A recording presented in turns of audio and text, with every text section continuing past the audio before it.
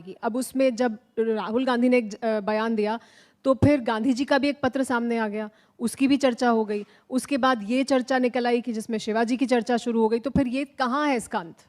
देखिए, राहुल गांधी जी के सामने भी एक समस्या है कि वो अपनी पार्टी के इतिहास से वाकिफ नहीं है। भाई, जिस समय वो स्वतंत्र वीर सावरकर की बात करते हैं, वो भारत के पहले स्वतंत्रता सेनानी थे जिनको 2 जन्मों का कारावास हुआ।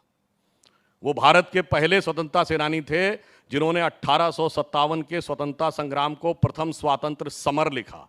मैं चुनौती से पूछता हूं, 1907 से पहले कोई कांग्रेस का नेता बताइए जिसने 1857 को स्वातंत्र समर लिखा हो। सबने म्यूटिनी, रिवोल्ट, सिपाही म्यूटिनी लिखा।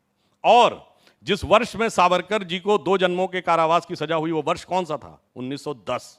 और जाके चेक करिए, 1910 में कांग्रेस का अध्यक्ष कौन था? विलियम वैटनबर्न, ब्रिटिश सरकार का सेक्रेटरी।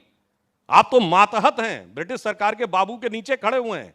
और रही बात इसकी लेटर लिखने की, तो राहुल गांधी जी देख लें, उनके बहुत बड़े बड़े नेताओं ने, बहुत बड़े बड़े, मैं नाम लेके किसी का मूर्ति भंजन नहीं करना चाहता, वायसराय को लिखा है, feel obliged to be your most obedient servant.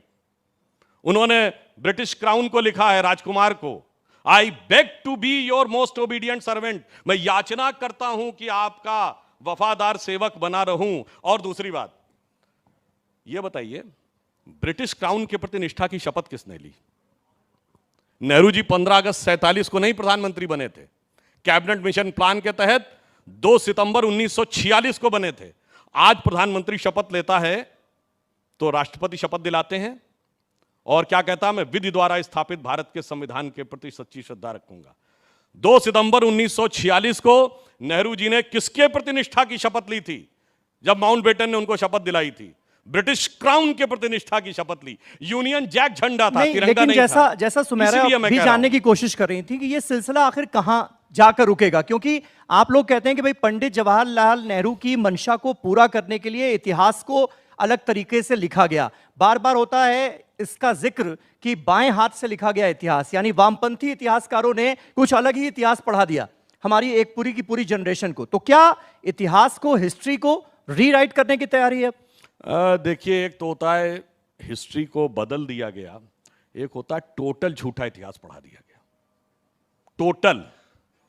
इसलिए हम ये कहना चाहते हैं, बताइए, वो स्वतंत्र वीर सावरकर जिनको अंडमान की जेल में रखा गया, कोल्हू में बैल की जगह पेड़ दिया गया, वो तो स्वतंत्रता की लड़ाई नहीं लड़ रहे थे।